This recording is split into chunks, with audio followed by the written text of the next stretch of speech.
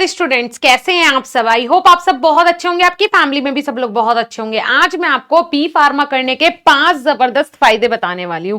मतलब आज में हम कुछ ऐसे बेनिफिट्स के बारे में बात करेंगे जो कि आप लोग इग्नोर कर देते हो। जो बच्चे ये सोचते हैं कि बी फार्मा के बाद हम कुछ नहीं कर पाएंगे, उन बच्चों के लिए आज का ये वीडियो खास है। हर एक बी फार्म एस्पिरेंट के लिए, चाहे आप अभी बी फार्मा करने का सोच रहे हो या फिर आप अभी बी फार्मा में एडमिशन ले चुके हो या फिर first year, second year, third year, fourth year, आप किसी भी ईयर में हो, किसी भी सेमेस्टर में हो, आपके लिए आज का ये वीडियो बहुत खास है। वीडियो को शुरू करने से पहले चैनल को सब्सक्राइब कर ले और प्ले स्टोर से जाके हमारा ऐप जरूर डाउनलोड कर ले, जहां पे हम आपको बी फार्मा, डी फार्मा और फार्मा रिलेटेड सारे कोर्सेज प्रोवाइड करवाते हैं और आपको पास कराने की भी पूरी गारंटी लेते हैं। जी हाँ, ये देखिए, आज के इस वीडियो में हम डिस्कस करेंगे कि बी फार्मा करने के फायदे कौन से हैं जो कि आपकी लाइफ बदल सकते हैं। तो उसमें कुछ ऑप्शंस, जैसे कि यहां पे देखिए, सबसे पहले हाई करियर ऑप्शन कौन कौन से हैं।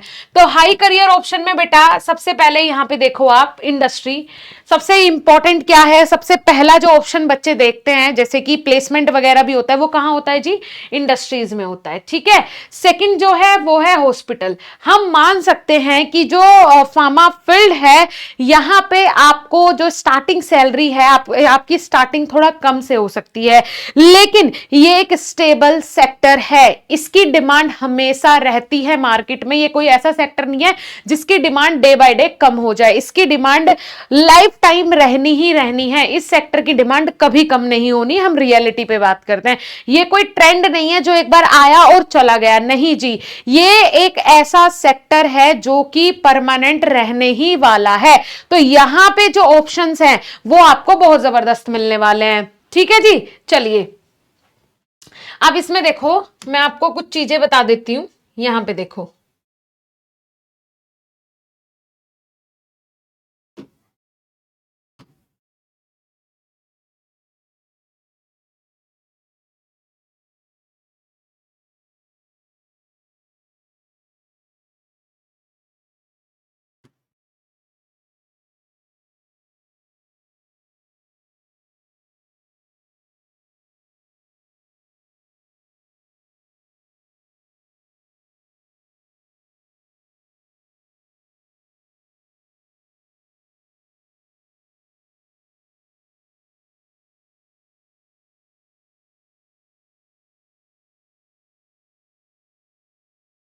दूसरा आ जाता है जी हॉस्पिटल। हॉस्पिटल में मतलब हमेशा ही करियर अपॉर्चुनिटीज रहती है। जैसे कि मैंने कहा, स्टार्टिंग कम से हो सकती है, लेकिन ये ग्रो करते करते करते करते स्टेबिलिटी के साथ आपको बहुत आगे ले जा सकता है।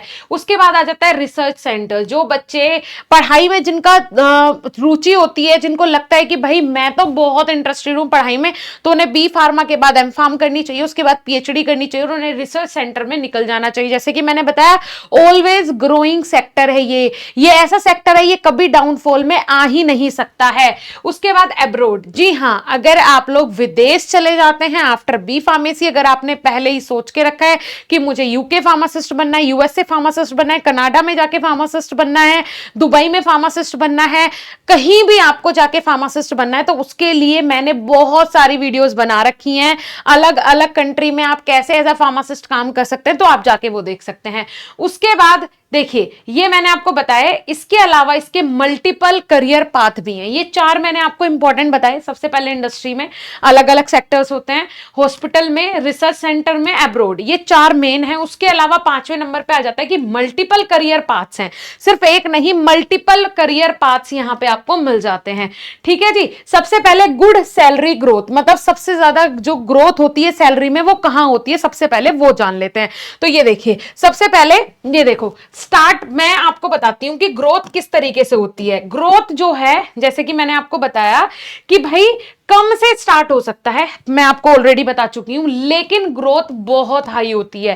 धीरे धीरे धीरे धीरे आप एक सीढ़ी चढ़ेंगे, फिर आप दूसरी चढ़ेंगे, तीसरी, चौथी, ऐसे चलते चलते आप अगर एक परमानेंट जगह पर अगर आप अपनी जगह बना लेते हैं, ये एक ऐसा सेक्टर है कि अगर आपने यहां पे अपनी जगह बना ली तो कोई आपका रिप्लेसमेंट दूसरा नहीं आ सकता। दिन पे दिन आपको सीखना है और आपको एक स्टेबिलिटी बना के रखनी है। ठीक है जी। चलिए, आई होप यू अंडरस्टैंड।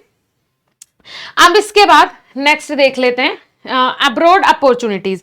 अब अब्रॉड में जैसे मैं आपको ऑलरेडी ये भी बता चुकी हूँ कि यूएसए में, कनाडा में, यूरोप में काफी डिमांड है, मतलब बहुत डिमांड है। मेडिकल सेक्टर के जो स्टूडेंट हैं, जैसे कि नर्सिंग स्टाफ की बहुत डिमांड है भाई, अब्रॉड फॉरेन कंट्रीज में बहुत डिमांड है। बिकॉज जो टेक केयर भारत के लोग कर सकते हैं, जो टेक केयर इंडियन कर सकते हैं, वो कभी भी और किसी देश का जो बंदा है, जो स्टूडेंट है, वो नहीं कर सकता है, बिल्कुल नहीं कर सकता। इसीलिए अब्रॉड में बहुत डिमांड है मेडिकल फील्ड के स्टूडेंट्स की। मेडिकल फील्ड के जितने भी, जैसे कोई फार्मासिस्ट हो गया, कोई नर्सिंग स्टाफ वाला हो गया, या फिर कोई पैरामेडिकल हो गया, इनकी बहुत डिमांड है अब्रॉड में।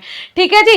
चलिए नेक्स्ट है बिजनेस अपॉर्चुनिटीज। जी हाँ, बिजनेस अपॉर्चुनिटीज मेन जो आता है फार्मा सेक्टर का, वो यही आता है कि इसमें बिजनेस अपॉर्चुनिटीज आपको मिल जाती है। जैसे कि आप मेडिकल स्टोर खोल सकते हो, आप अपना फार्मा सेटअप कर सकते हो, थर्ड पार्टी मैन्युफैक्चरिंग का सेटअप कर सकते हो, अनलिमिटेड इनकम पोटेंशियल है। बिल्कुल, दवाइयों में जितना पैसा है ना, उतना पैसा आपको किसी दूसरे सेक्टर में नहीं मिल सकता है। बहुत पैसा है, बहुत डिमांड है, और मैंने जैसे बताया ये जो सेक्टर है, ये कभी डाउनफॉल की साइड नहीं जाएगा।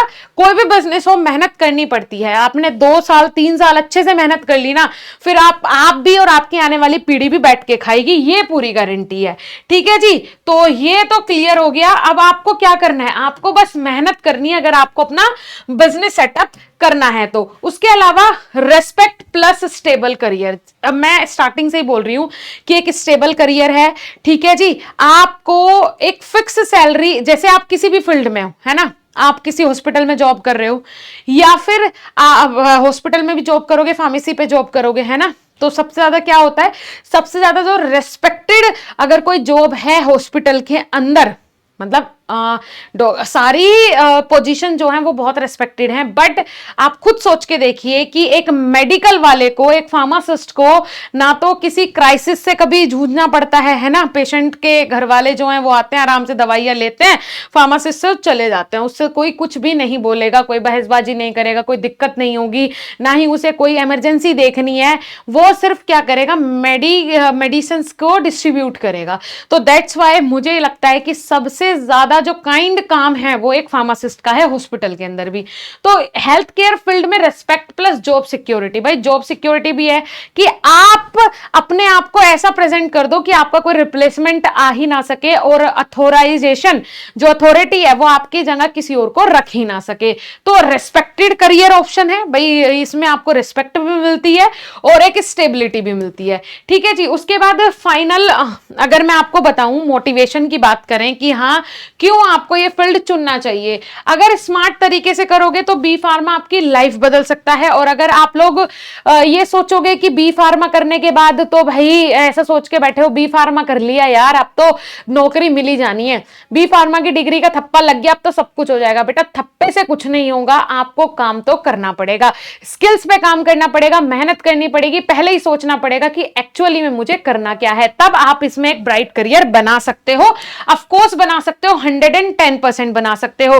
अगर आपको एक सही गाइडेंस चाहिए तो बीएसपी फार्मेसी ऑलवेज आपके लिए यहां पे खड़ा हुआ है। लेकिन आप प्ले स्टोर से बीएसपी फार्मेसी का ऐप जरूर डाउनलोड कर लेना, क्योंकि वहां पे 80,000 से ज्यादा बच्चे हमारे साथ पढ़ रहे हैं, हमारे साथ जुड़ चुके हैं, और आप भी उनमें से एक हो सकते हैं। भारत के हर कोने में बच्चे टॉपर बन रहे हैं बीएसपी फार्मेसी के कोर्सेज लेके। तो आप क्यों देरी कर रहे हो, आज ही अपनी लाइव क्लास को ज्वाइन करो, फटाफट से जाओ, चाहे डी फार्मा हो या बी फार्मा हो, आपके लिए कोर्सेज हमारे पास अवेलेबल है। जाइए, ऐप को डाउनलोड करिए और कोर्सेज में एनरोल करिए। Thank you so much.